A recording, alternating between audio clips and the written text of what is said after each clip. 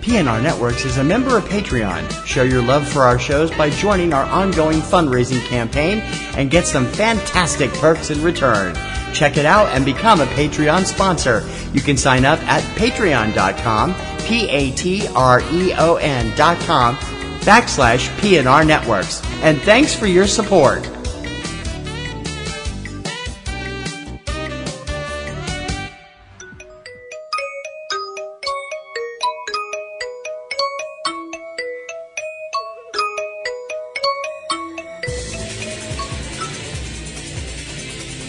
She just goes a little mad sometimes. Do you ever feel like you're normal and the rest of the world has lost its collective mind? Put your helmet on. We'll be reaching speeds of 3. Do you find people saying this to you a lot? Are you totally deranged? Are you looking for a looking glass to pass through? I find your lack of faith disturbing. Or looking for a rabbit hole to fall down? Who could think of a better punishment, really? Everything's the same here. It's just a little worse. Guess what? Life's a bitch. Now so am I. You found it. Welcome to Platinum Rose's Garden. Well, hello, my darlings. This is Platinum Rose Lady welcoming you to Platinum Rose's Garden on Sunday, December 10th, 2017. Gosh. I hope everybody had a good week. My week was busy, but okay. We're kind of crazy busy at work at this time of year, but I think everybody is for whatever, if you work retail or if you work, in the professional sector or, like business stuff, it's the end of the year, so everything has to get done like yesterday, which sucks, but it's a paycheck, right, kids? I guess the coolest thing that happened this week is we had our first real snow. Huzzah. No, I'm sorry. That sounds really mean. I don't mean it to, because I do like snow. I mean, it's winter, it's New England. You really kind of have to have snow. It kind of doesn't feel right if we don't have snow. Considering the fact that we actually like snow around Christmas. We really don't like snow at Halloween, which we've had before, which sucks and feels really surreal when it happens. But we had our first real not snowstorm. I wouldn't say storm by any stretch of the imagination. We had our first snow fall that was actually clinging to stuff and not just like hitting the ground and melting. I'm not sure how much we got here in, my little town here of Revere, Massachusetts. Which is a nice place to visit if you ever decide to come to Massachusetts. It's maybe about 4 inches, 5 inches, maybe, I mean, the streets are nice and clean, though. The streets look clean and the driveways are clean and stuff like that. But there's like snow on the bushes and on the lawns and things. And it's pretty, it's pretty. Cause I'm not in it, I'm not outside in it. I'm looking at it out the windows going, ooh, pretty. Because it doesn't take much to distract me because I'm just like that. Because I have the attention span of your average house cat. And I admit it and I don't care. Considering lots of people have said like, oh, you were a cat in a former life. You have to have been a cat in a former life. Boy, you eat one raw mouse and everybody no, I'm just kidding. It was cooked. No, I'm kidding again. That was a joke. I've never eaten a mouse as far as I know. But people who say that to me, I'm always kind of like, when I was younger, I was like, oh, haha, very funny. But the thing is, I've thought about it kind of recently, and I've been thinking to myself, and I'm like, okay, if you go in for the whole previous life thing, if I was a cat in my former life and I'm a human in this life, I'm trying to figure out if this is a step up or a step down, and I'm kind of not sure. I'm kind of like, I don't know. Opposable thumbs are neat and all that, but, cats got the shit, man. Cats got the life, It's like if you're a dog, you have to do the whole, come on, fetch the ball and all that other bullshit. Cats just have to sit there and look awesome. Cats just have to sit there and be like, yes, I'm a cat, worship me. That's why there is the saying, dogs have owners, cats have staff. And it's true. I've been owned by several cats in my life, and it's pretty awesome. I love cats. I love animals. I'm one of these people that I'm totally an animal person, which annoys people sometimes. I mean, I'm not a complete animal, like, oh, I would never eat an animal because I do like meat. Sorry, carnivore, can't help it. But I'm one of those people, if I hear about like a story on the news about somebody hitting a deer or something like that, and they wreck their car, my first thing is the deer okay? I'm really, my guy gets really, he's like, what the fuck? He's like, what the fuck is wrong with you? I mean, he means it in the nicest possible way, bless his heart. But, so anyway, obviously the big exciting thing, there's two big exciting things to be talking about during this show. Obviously one of them is Supernatural, which I'll be getting to in a moment. And the other big thing is the fact that this week upcoming is the wide release of Star Wars The Last Jedi. And I am mega wicked friggin' excited. Kind of. I mean, I am. I'm excited. I'm really excited and terrified. I'm kind of vacillating between excited and terrified. A lot. A real lot. I'm like, oh my gosh, I'm so excited. I can't wait. It's going to be so awesome. And the last movie was so great. And the last movie, Han got killed and fucking broke my heart. And now what are they going to do to me this time to torture me? Cause I am a warzy. I am a complete warzy. I have been a warzy since I was, a very young person. And I suppose I kind of have Star Wars to thank for being the well-adjusted individual I am today. Stop laughing out there. Because Star Wars kind of woke up in me a love for science fiction, which blossomed into a love for comics and fantasy and horror and all these other things. And it just kind of shaped the person that I am, which I don't know if you can award them or blame them for. I'm not entirely sure. I don't know. It's a fandom thing, and fandom's a funny thing because you have, everybody has that degree of fandom. We all like to think that when we look at fandoms, our fandom or a fandom of somebody else, we all like to think that, well, I'll never get that bad. It's like you see somebody and you're like, well, I'll never get that bad, I mean, I heard something, my guy was telling me something that was on the news about people who are already waiting in line to get their tickets for The Last Jedi. I mean, that kind of devotion, I have respect for that. I do respect that kind of devotion, but I'm also like, holy fuck, are you serious?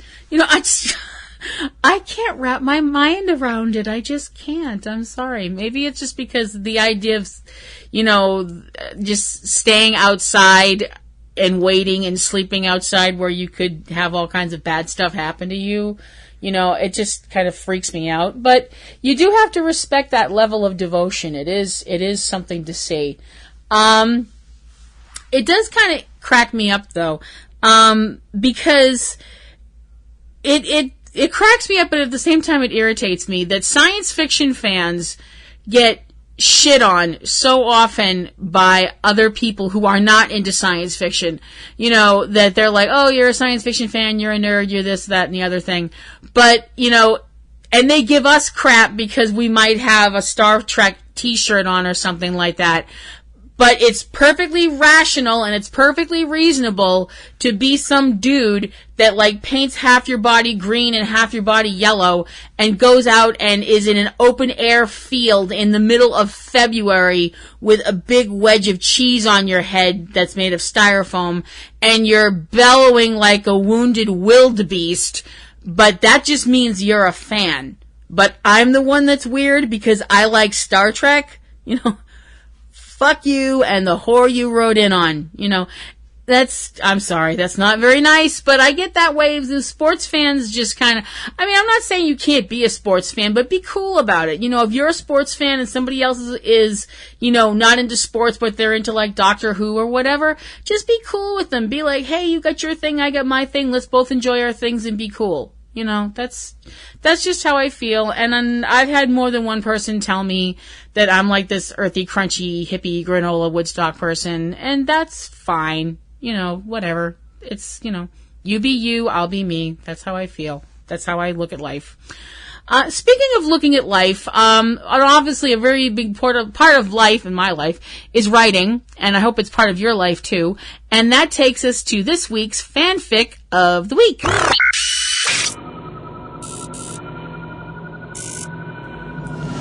Alrighty, that music there leads us into this week's fanfic of the week.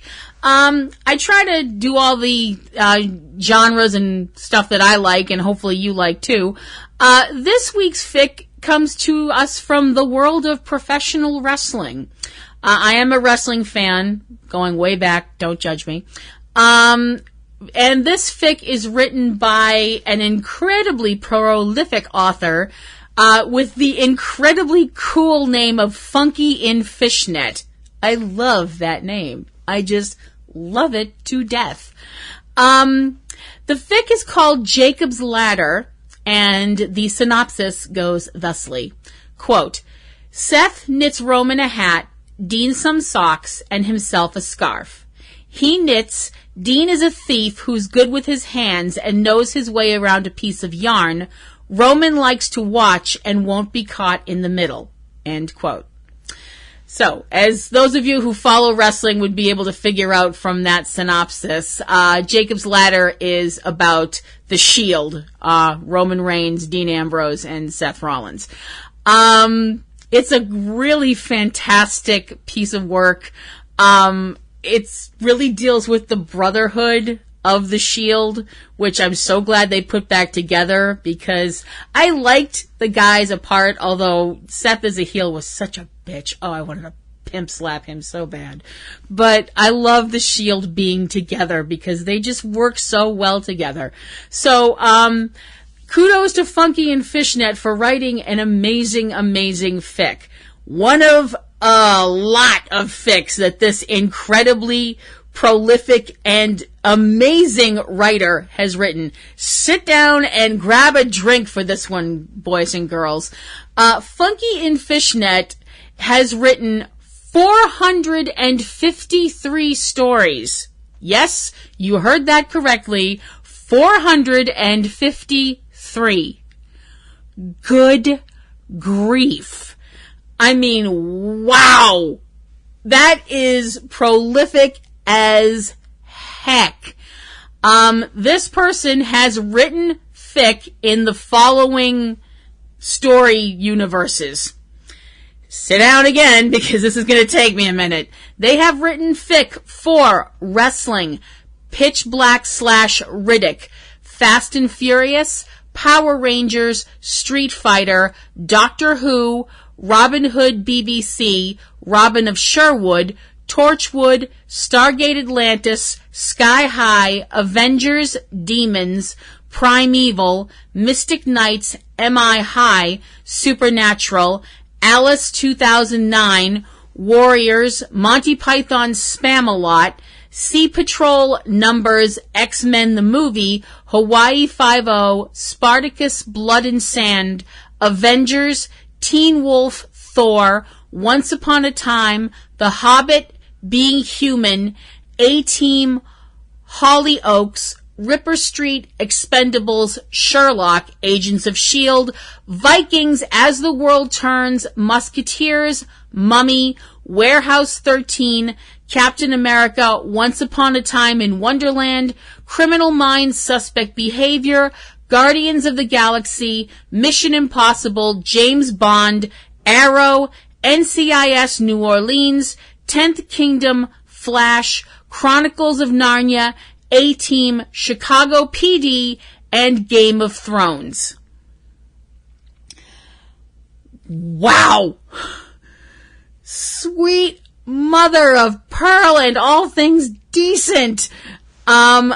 This is completely blowing my mind that someone could be that prolific. How are you not being paid? How are you not like a paid author and people like lining up to get your autograph and stuff? Person, Funky and Fishnet, whomever you are. So definitely, if you are into any of those categories that I just mentioned, and I need some oxygen, definitely go check out Funky in Fishnet on fanfiction.net. You can look for them by using the search engine, narrow it down to author, and type in Funky in Fishnet. That's FUNKY space IN space FISHNET. Yes, I can spell. High school really did pay off. And hopefully you will go check out their work, leave them reviews because authors love reviews. And if you could also let them know that Platinum Rose Lady turned you on to their writing, that would be awesome and super cool. So that's this week's fanfiction author of the week. I knew sooner or later I'd screw something up. So congratulations to Funky and Fishnet, and let's get to this week's Supernatural episode recap.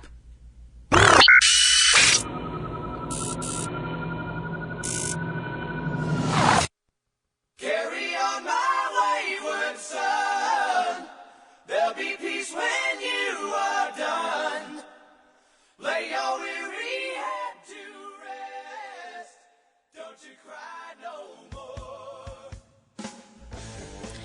Season 13, Episode 9 of Supernatural, The Bad Place.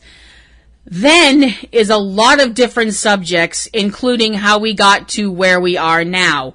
What we've been dealing with throughout Season 13. And some new characters, including Patience Turner, Missouri Mosley's granddaughter, and Jack Klein, who we saw at the end of Season 12, the Nephilium, who was born of the union between Lucifer and Kelly Klein. We see Jack trying to use his powers in between getting calls from Lucifer, trying to reach out to him when Lucifer was still trapped in hell and Jack was still inside of his mother. We see Jack using his powers, trying to learn how to be good, even though he knows that certain people view him as an abomination. Unfortunately, at one point, one of those people being Dean. How Jack's powers accidentally killed a man while he was trying to do good things in a rescue.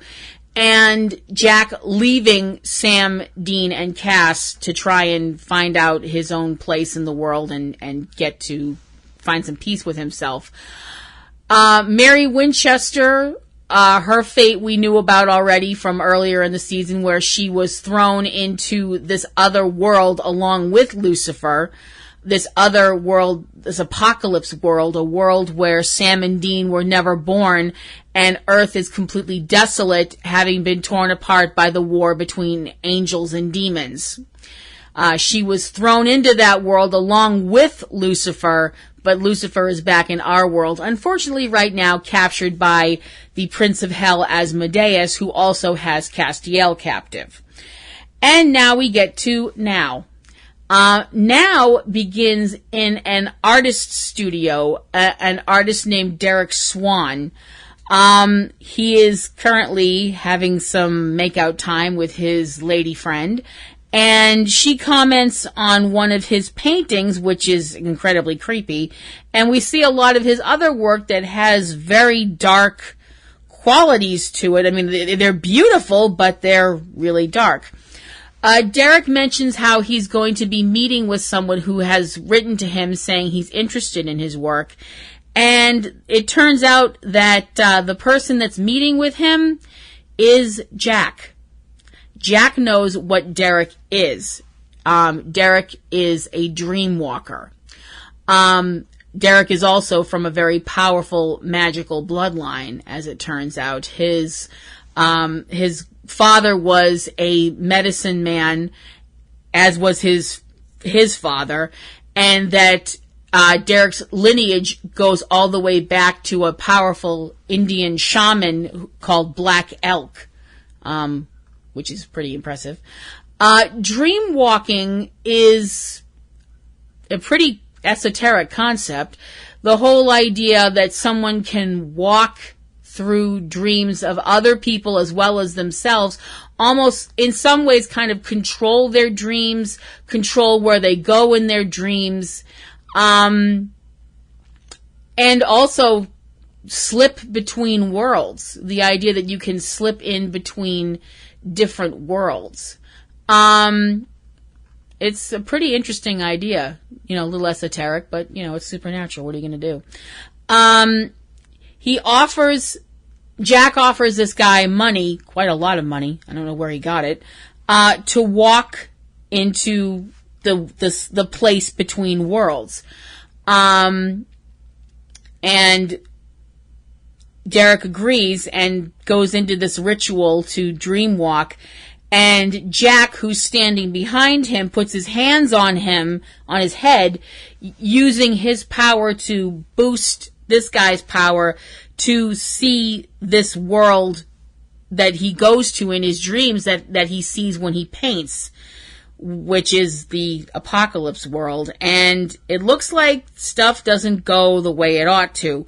We see Derek's studio, and there's a shot of Derek screaming in the darkness, and we come back. Derek's lady is back at the studio walking in, looking for him. She finds Derek on the floor, dead, with his eyes burnt out. And we get the opening credits, and we are at the Batcave in Lebanon, Kansas. We see Dean coming in with what looks like a bag of food, and he's on the phone, on his cell phone, leaving a voicemail for Patience Turner, asking her for help. They, because of what they've been going through, they're trying to find help from anywhere they can, and that would include a psychic, and they know Patience is a psychic, even though Dean told her the last time they met that she should try and not use her gifts because it'll drag her into this life, and this life can be horrible. Although Jody told her that don't listen to Dean or your father. If you want to follow that path, follow it, and if you need help, come to me. And Jody left her her number. Sam brings up that he got a call from Cass. We know it's not Cass. Who says that he's still searching for Jack and has a lead. Needless to say, obviously they don't know anything more about Jack than they did last week. They get a call from Jody. She tells them about Derek's death and the way he was found, and the fact that Derek's girlfriend was able to give a description to the police of the man that had come to see Derek and how he looked an awful lot like Jack. We cut to Buckhead, Georgia, where we see Patience in her room. It looks like she's doing homework or something.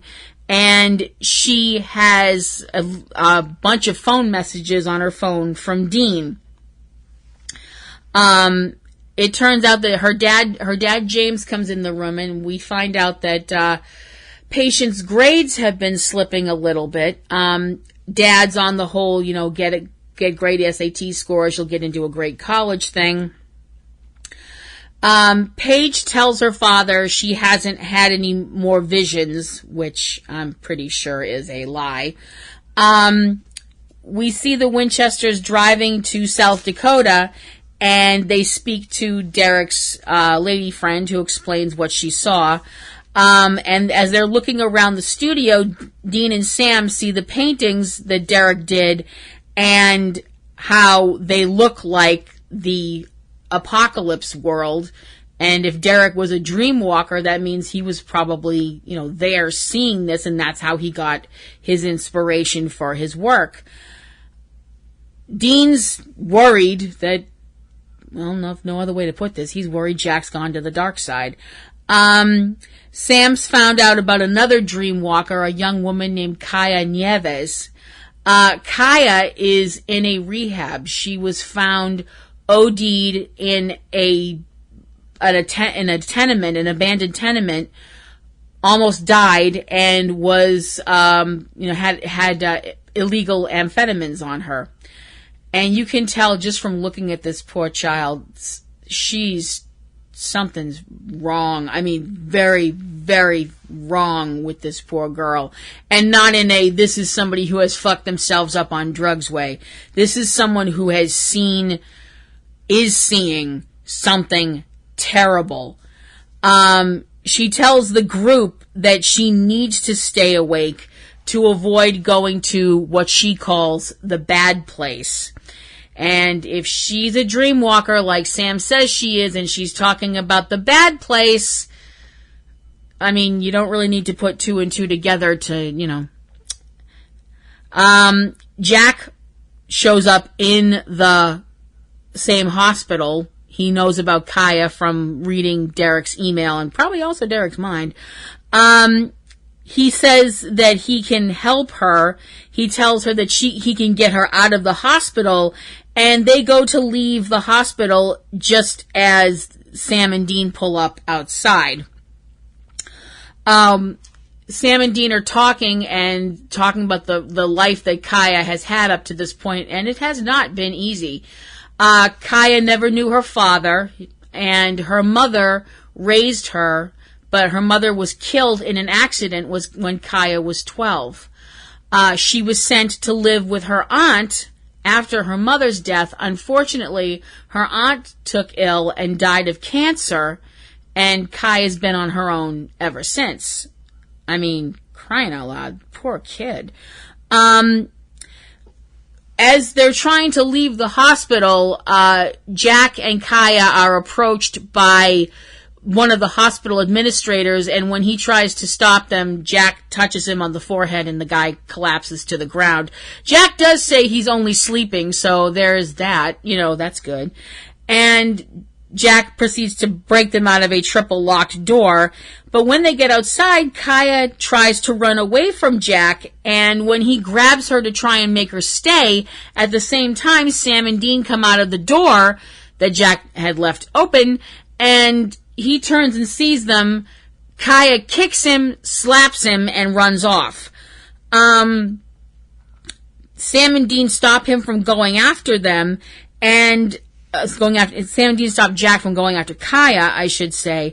And Jack tells Sam and Dean that what he did, why he went to Derek and all that, it was for them. It was for their benefit. To which Dean's like, you killed Derek for us? And the look on Jack's face is like, what? And he says Derek's dead. He's surprised. And I'm sitting there like, oh no. Oh no, no, no, no. Oh no. It turns out that when he saw what Derek saw in this dream walking state, when he left Derek was alive. He didn't kill him. And I almost started crying. I was like, oh baby, oh you poor baby, oh man, I'm so sorry I doubted you. And there goes that damn maternal thing that I don't know that I have. Gosh darn it, Jack, what do you do to me? Oh man. It turns out that Jack saw this place, this alternative apocalypse Earth, because of Derek, and saw what Derek saw, including Mary, who is now in that Iron Maiden thing that Lucifer had been in previously. I don't know if it's the same Iron Maiden thing, but we know that Michael is probably pretty pissed that Lucifer got out of his grasp, and he's probably taking out that anger on Mary. He shows Sam and Dean the vision of what he saw, so we see him touch Sam and Dean on the head, and their eyes go this kind of gold color as they're seeing what he sees. And that was kind of weird. It was really beautifully done though. He pulls away, and he and Sam are talking, and it's kind of muted to Dean because all Dean sees is Mary's mom's alive. We see Kaya trying to hitch a ride to get away from the hospital and Jack and everything, and a car stops and a woman gets out, asks her if she wants a ride. The woman goes to open the back door, and when Kaya goes to get in, the woman knocks her out, because it turns out these are a pair of angels. And we know the angels have a plan of their own for Jack. Apparently the whole kill Jack, he's in Nephilim and an abomination and blah, blah, blah, blah.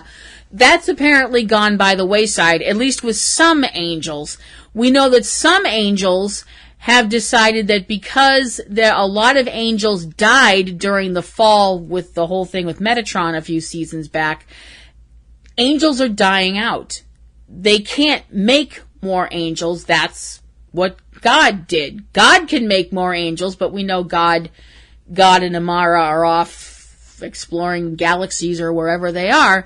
So the angels are dying out, and they've decided they need Jack to create more angels. How in the name of Cheese Whiz that's gonna work, I have no idea. I don't know if they know, and I sure as hell know Jack doesn't know. We cut to Patience, who is having a vision, and it's a terrible vision, of Jody being stabbed so hard that we see the blade coming out of her back. And we also see Sam and Dean's faces in the vision, but I can't tell if they're being hurt as well. We just see them really quickly, but we definitely see what looks like Jody being stabbed. Kaya wakes up tied to a chair, and the angels, whose names we never find out, it's a male and female angel. Well, they're in male and female vessels. I don't know if they're actually male and you know what I mean. The female angel, or the angel in the female vessel, this is going to get really aggravating, tells Kaya that they tortured and killed Derek. Yeah, because that's what angels are supposed to do. Just kill innocent people. Oh, no, wait. It's totally not what angels are supposed to do. Seriously. And how they intend to use Kaya as bait. We see Sam and Dean and Jack driving in the Impala, and Dean actually apologizes to Sam. Not saying like I'm sorry, but saying like that he was right about their mother being alive, and that all this time they should have been looking for their mom. And Sam's response is that he was just hoping that Mary was alive. He didn't know for certain, but they know now. And Dean's response to Sam saying, now that we do know, Dean's answer is, we find her, no matter what it takes. And Dean has that really scary Dean Winchester, I am determined to do this and fuck everything that gets in my way voice happening. Yeah, that's never a good sign for anything that intends to be an obstacle. Jack talks with them from the back seat, and he's kind of quiet at first, but he's hurt. His feelings are hurt. He's hurt that Sam and Dean thought that he had gone dark and that he had killed Derek. And Sam tries to, not placate him, but I mean, because Sam's being honest with him, but Dean flat out and says that they thought that he was looking for his father. And Jack's response to that is really one of kind of surprise, that he tells them he was scared and he was upset, but he wouldn't go looking for Lucifer. Lucifer doesn't mean anything to him. He says that Dean and Sam and Cass, that they're his family. And I'm sorry, I'm totally like, totally tears in the eyes and completely like, oh gosh, come here, let me hug you, you're so sweet. And Dean says that, yeah, they are family. And he also gives Jack a compliment for finding their mom. He says, you did a good thing, kid. You did a real good thing. And Jack gets this brilliant smile on his face. It's so honest and open and pure, and it's just, oh gosh, I just want to hug you and feed you cookies. And unfortunately, the good times don't last, because Jack his hand goes up to his head, and he's in a lot of pain all of a sudden, because he can hear the angel radio, that, he can hear the angels talking to each other, and he knows that they've captured Kaya. We see Patience packing up to leave. She's leaving home, and she tells her dad that the visions that she had, they never stopped. they never stopped happening. And I'm just, the poor girl, I mean, my heart just broke for her. Because, I mean, she said they were usually little things, just like a conversation or what someone was going to be wearing, the next time that she saw them or something. But she can't ignore what she sees, and she can't ignore what she is. Her father sees her walk out the door, and he says to her, "Patience, don't. You go now. You choose that life. You don't come back." And Patience leaves. Because she has to. Boy, doesn't that song sound familiar? The whole "you walk out that door, don't ever come back" kind of a thing. So apparently James took a page from John Winchester's book on how to do stupid shit to your kids. I'm sorry. I don't mean this to sound... This is going to sound wrong, and it's going to sound bad, and it might piss off some people, but I just got to say it. Men. Ugh. You on occasion do drive us all insane. Kaya tries to explain to the angel that she doesn't matter, no one's going to come looking for her, and the angel treats her pretty meanly and tells her no, she doesn't matter, but they will come looking for her. And I'm like, you know what? For an angel, you are not very nice. Sorry, I could probably use some really bad language there, but I decided to actually kind of refrain. The thing is, it turns out that this angel isn't as smart as she thinks she is, because in walk Sam, Dean, and Jack, and they've got the other angel caught already, and Dean's got his arm around the other angel's throat with the angel blade pointed right at him. And the preceding fight, because there is a preceding fight, because the female angel says to Jack that she should, come home with us and all this stuff like that. Jack's response to that is, "I am home," and he unleashes his powers. And needless to say, it doesn't go very well for the angels. He throws the female angel through what looks like a couple of walls and windows. I don't know if that's defenestration or not. I'm not sure if defenestration is only if you... defenestration, the act of throwing someone or something out a window. You learn something new every day here. I don't know if that actually counts as defenestration if you throw somebody out a window, but you're still in the house. I don't know. All I know is it looked ugly as fuck. Jack also uses his powers to stop the other angel from stabbing Dean, and makes the other angel stab himself with using his powers. They free Kaya, who is like, they're angels, you're the son of Lucifer, and what the fuck is going on? Unfortunately, the female angel does get away. Jack wants to take Kaya to a place called Wind Caves. As it turns out, this is an important place to Native Americans. It's located in South Dakota, and it's an important place. It's in Wind Cave National Park in South Dakota. It's a place where there's enough energy, and they will be able to use it to find a place in between the walls between worlds that they can weaken enough for them to get through. Kaya is not having it. She's like, no, I'm not doing this, and I'm not helping you. We find out more from her about the bad place. She tells them how Derek told her how she could, he could see all these wonderful places and paradises and beautiful things, but the only place she's able to go when she sleeps, and from the sound of it doesn't go there by any will of her own, she goes to this place she calls the bad place. And that when she's in the bad place, which she describes as a place full of blood and monsters and pretty horrible shit, that when she's hurt there, when she wakes up, she's hurt here. That because the scars on her arms and things like that, which she says she has more scars, even worse, that we all assumed, and so did the people at the hospital, assumed they were from suicide attempts. they're actually from this place. So it's kind of like the whole Nightmare on Elm Street Freddy Krueger thing, where he would hurt people in the dream and they'd wake up in the real world and they'd have, cuts and stuff like that. So that's why she's been taking, drugs and, abusing speed and stuff like that. So she won't sleep and wind up in this place because she has no control over it. Sam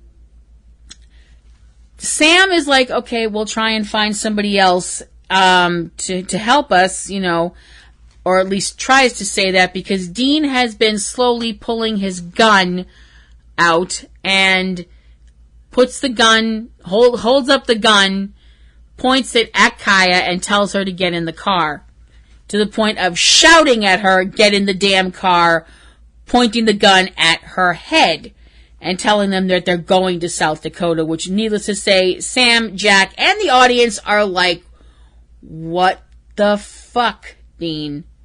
I'll get there at the end of this. We see the Winchesters driving to South Dakota with Kaya and Jack in the back seat, and it is, needless to say, a wicked tense car ride. Jack tries to reach out to Kaya. He's trying to make her see that if she can learn how to control her powers aren't a bad thing, and they're not a curse, and they're not all these terrible things that she thinks that they are. He thought that about his powers too, but he's trying to do good with them, and he knows that he can do good with them. And he asks her for 5 seconds, and she agrees, and he shows her the things that Derek could see. And it makes a difference, because she's a changed person once he shows her. I mean, we don't see it, but it definitely changes her. And it was really beautiful, I thought. The thing is, as the Winchesters are driving, they're attacked by another car, which we know is being driven by the female angel who had gotten away previously. They get to a boatyard, and Dean tells Sam to take Jack and Kaya into the boatyard a little further, someplace where they can be safe, as he faces off with the female angel, who tells him that they need Jack because heaven is running out of angels. To which Dean's response is, as far as I'm concerned, you dicks can fry. Unfortunately, the female angel is of the opinion that Dean has no choice in the matter, as several other cars show up with several more angels in them. Dean, needless to say, takes the fuck off. I don't blame him. The angels get out of the cars. They're all armed with their angel blades, as Sam and Kaya are running through the ship, and Dean joins up with them as Sam's placing wards all over the place in spray paint. They don't have time to do the angel banishing sigil at this point. I'm assuming they're waiting till they get further in. I'm not sure. We see they get to this part of the ship where there's more room, and Jack and Kaya work together. Kaya goes into this dream-walking state, Jack standing behind her with his hands on her head and focusing more of his power to help her and to help her focus. And their plan is to send Sam and Dean to the alternate universe, this apocalypse world, and the ritual actually works. At least they get the doors open, and we see Jack looking at all of these other worlds. We can see these little pockets of all these other universes where things are beautiful, where things are terrible, where things are, hellish. And we also see that he sees the one where Mary is. And that's when we also have a sinking realization that the bad place that Kaya was talking about, this isn't the same place. I assumed that the bad place was the apocalypse world that she was seeing. It isn't.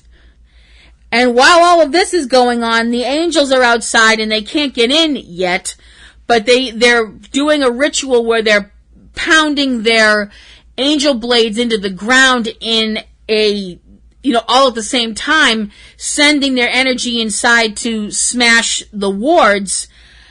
And as Kaya and Jack are trying to find the right place, all of a sudden Kaya starts screaming, and as she's screaming, there's these waves of power, and as her power is flaring, and the first wave, the angels are all completely obliterated. The next wave, we see Sam and Dean, Jack, and Kaya vanish.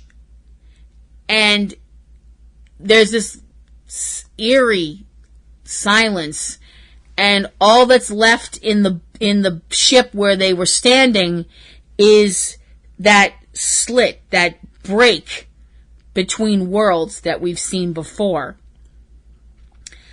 And we know now that Kaya's bad place isn't the apocalypse world. It's someplace else, some dark jungle or forest that is full of bones and other things that we don't entirely know what they are.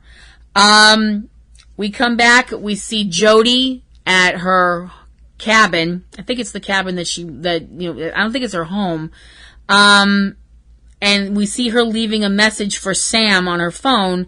There's a knock on her door, and there's Patience telling her that she's had a vision that something's coming, and it's something very bad. We cut back to, this is all done in like a montage kind of a deal. We cut back to the shipyard, and we see the angel blades sticking out of the ground, and we can see the shadows of burnt wings on the ships, and the side of ships, and the side of buildings, and things like that. Every angel that was there is dead, just completely obliterated. Whether that's from Kaya's powers or Jack's powers, I'm leaning toward more toward Jack's powers. I don't know.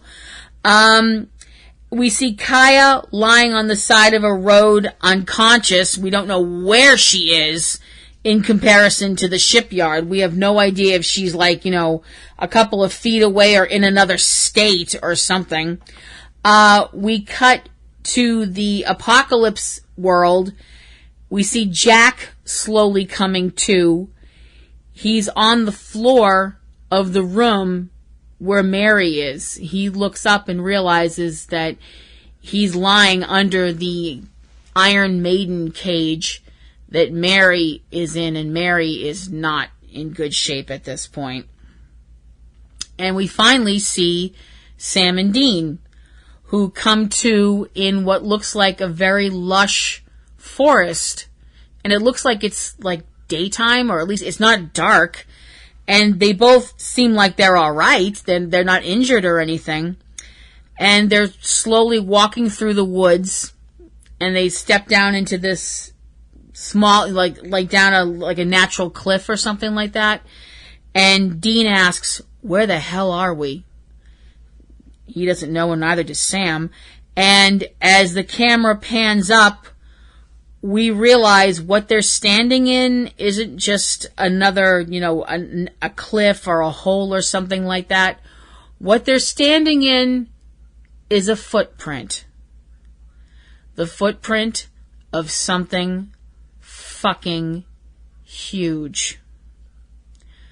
We see them from this, long shot view of them climbing out of the footprint. They still don't realize it's a footprint, and they're walking further into the woods, and we hear the grass rustling, and we hear something that sounds like it's coming from behind them. The roar of something very big, and the thundering footsteps of something big. And the episode ends.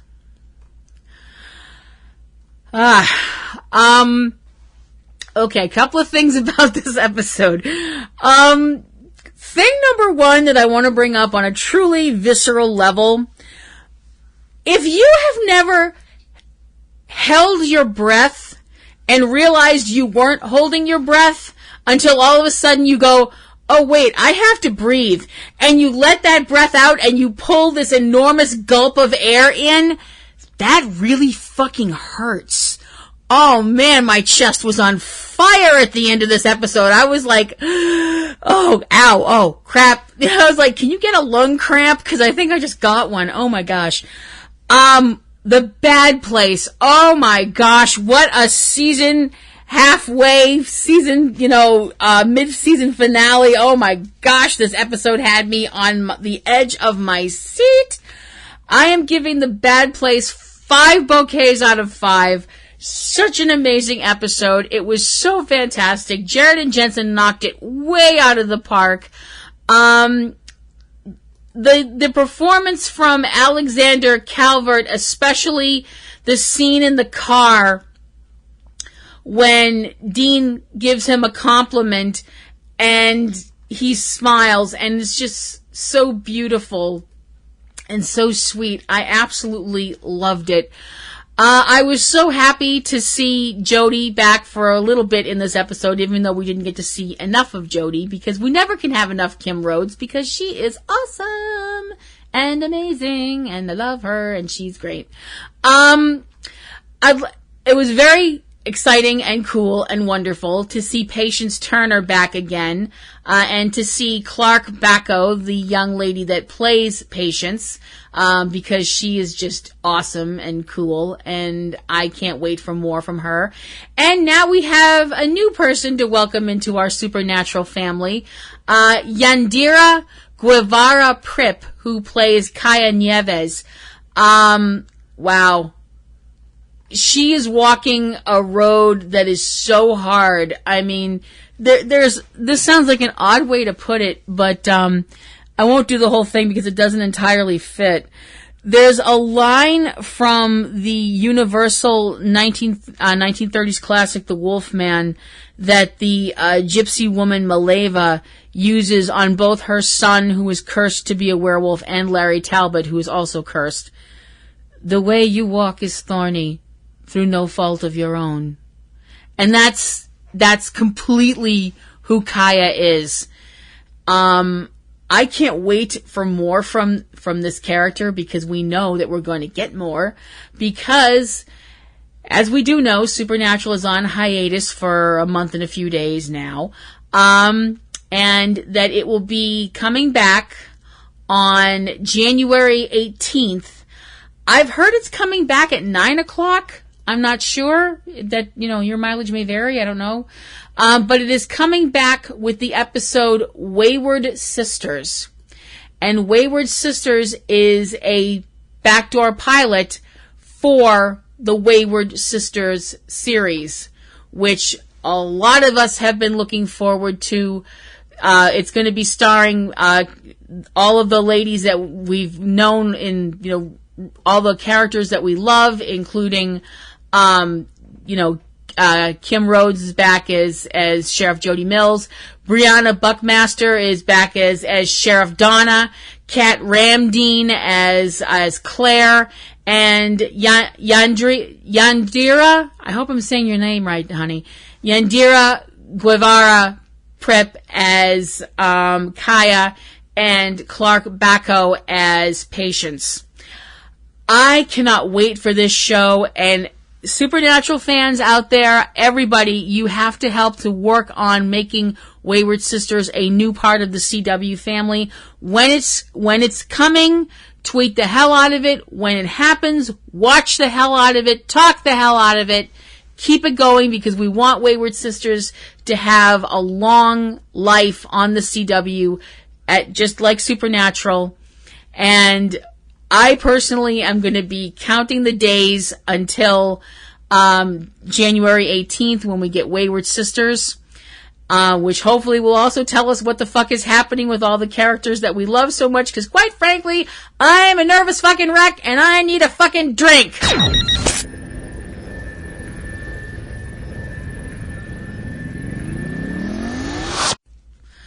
All right, that is going to do it for another episode of Platinum Rose's Garden, kids. I hope you enjoyed it. If you have any questions, comments, queries, or whatever you'd like to send my way, please do that at platinumroselle@yahoo.com.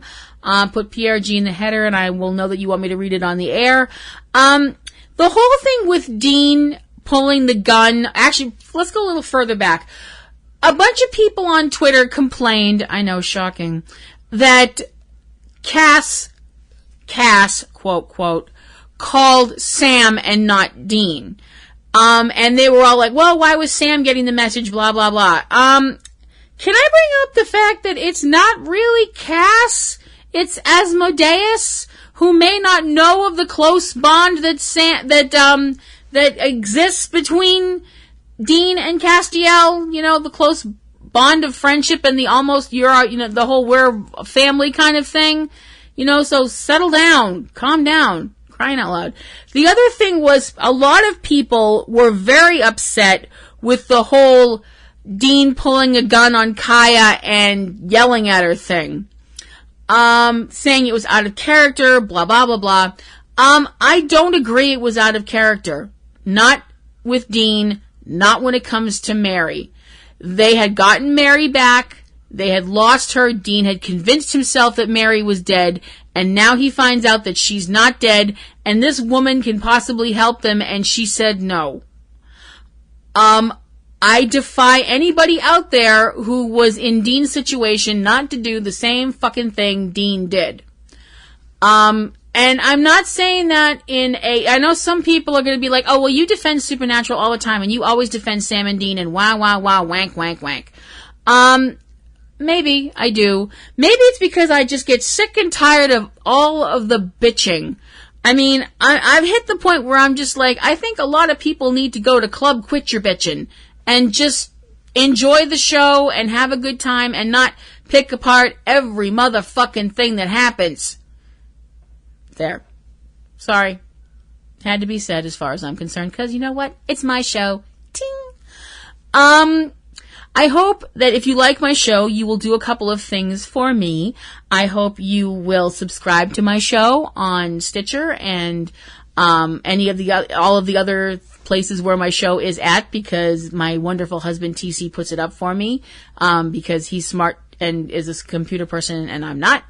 I hope you will like my show on Facebook and click on the little likey thing, and on Twitter and click on the little heart thing. And any place else where you see my show, please like on it and say you like my show.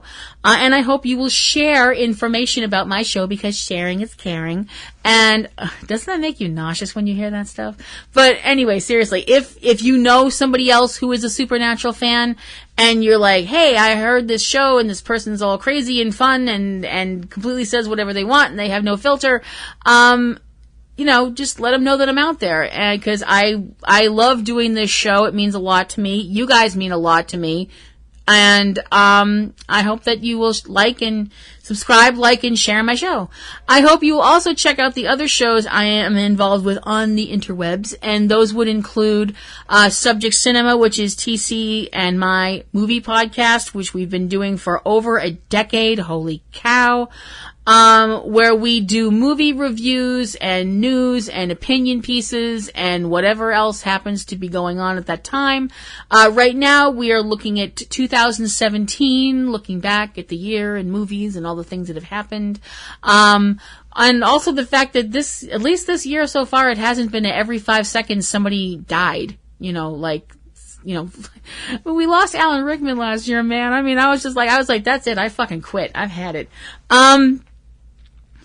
But I hope you will listen to that show as well as the other shows that we do, which include Front Row 5 and 10, which is our list show. We have all kinds of fun, crazy lists. We come up with lists for each other to try and come up with all kinds of crazy ideas. This coming week, we will be putting up a new list, the worst TV shows. And we each do our own top 10. So that should be fun, because we'll probably be telling each other, like, what? How can that be on your list? And all that kind of stuff like that. But it's a fun show. It's Front Row 5 and 10. TC also has a show of his own called Catastrophe Vortex. There aren't any new episodes up right now, but there will be some in January, along with Comic Grotto, which is Aunt Bee and Pee Wee. There's some great guys who love comics.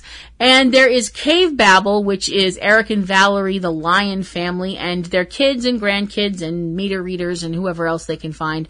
They have a lot of fun, talk about a lot of great stuff, and they're super cool people, so I hope you will check them out.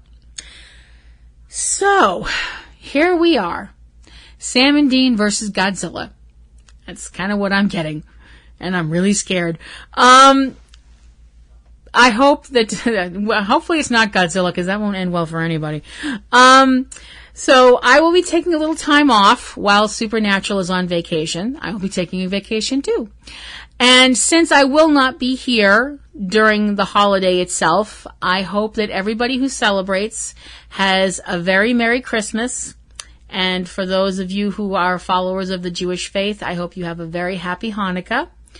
And anybody else out there who celebrates anything else, I hope you have a great time too. And have a very happy and safe new year. This is Platinum Rose Lady signing off from Platinum Rose's Garden, and with a reminder to love the ones you hug the ones you love, take some time to stop and smell the roses, and I'll see you in 2018.